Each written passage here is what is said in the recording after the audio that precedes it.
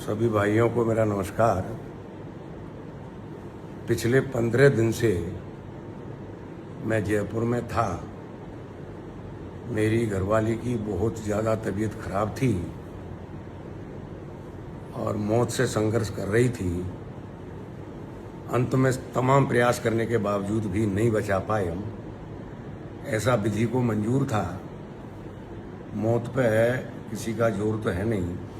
हानि लाभ जीवन मरण जस अपयश हाथ। कल उनकी डेथ हो गई। जयपुर से हम धौलपुर ले आए और उनका अंतिम संस्कार कर दिया गया। मेरी जानकारी में जयपुर में आ गई थी इस तरह से जगन सिंह की हत्या कर दी गई है जेल के अंदर। बहुत बुरा हुआ। हर व्यक्ति को बुरा लगा, समाज को भी बुरा लगा, हम सबको भी ये बहुत ही दिल से बुरा लगा। लेकिन मैं कोई स्टेटमेंट देने की पोजीशन में इसलिए नहीं था कि मैं आईसीयू में, कभी आईसीयू से बाहर, कभी दवाई लाना, कभी भागना, खुद अपनी परेशानी में था। आज दाह संस्कार हो गया। पता लगी है कि सरकार जांच कर रही है। सरकार की तरफ हमारी भी निगाह है किस तरह की जांच कर रही है। अगर कोई जांच के परिणाम सही नहीं आते हैं और सही पता नहीं लगता है किस तरह से मौत हुई है, किस तरह से हत्या हुई है, किन किन लोगों ने हत्या की है, अगर ये पर्दाफाश नहीं होता तो निश्चित तौर पे लोकतंत्र में जो भी होता है उस तरीके से हम आंदोलन करेंगे। रही बात ये बरसात के मेढक जो आ जाते हैं, जो लाशों पे नेतागिरी करते हैं और दिखावा करते हैं, उन्हें ये जानकारी तो कोई है नहीं कि कौन आदमी किस परिस्थिति में है। 40 साल से गिरमी रखा है। तुम 2 मिनट में तो विरोधी के पैर छीते हो, 2 मिनट में जो विरोधी है उसके पैर पकड़ लेते हो, 2 मिनट में तुम सरेंडर हो जाते हो, समाज की दुआई देते हो। समाज के वफादार कब कब तुम रहे हो? तुमने कब कब समाज का साथ दिया है? तुम्हें अपनी गरिबान में जाके देखी तुम कितने वफादार हो समाज के प्रति। तुम यह लाशों पे नेतागिरी करने आ जाते हो। आखिर ये हम ही करेंगे और हम ही न्याय दिलवाएंगे। तुम केवल लाशों पर राजनीति करने वाले हो।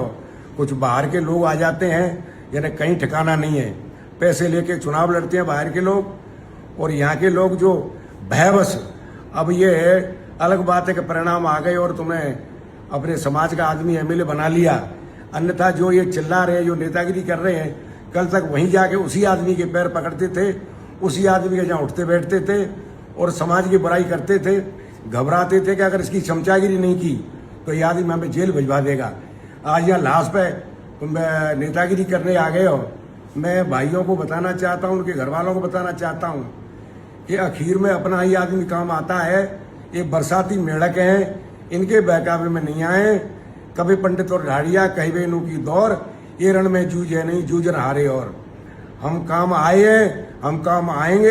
हत्याएं पहले भी हुई है, एफआईआर हमने एसपी और डीएसपी खिलाफ पहले भी कराई है, और अब भी अगर ऐसी कोई बात आ पड़ी तो हम ही साथ रहेंगे। इन लोग जो वक्त को देख के आ जाते हैं लाशों में राजनीति करने, इनसे सावधान रहें। मैं जिस दिन ये तेरनी खत्म हो जाएगी मैं आऊँगा और वहाँ जाके फिरने भी मैं आऊँगा। मेरी लेकिन मजबूरी है इस समय।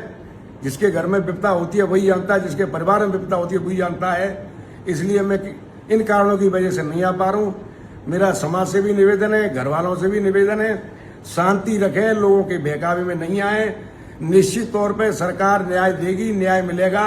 हत्यारे सामने आएंगे, नहीं आएंगे तो हमारी जिम्मेदारी है कि लोकतंत्र में हम उन हत्यारों को ढूंढ के मानेंगे और मौत का कारण पता करके मानेंगे कि किस तरह से जगन सिंह को मारा गया है, किन के द्वारा यह षड्यंत्र रचा है।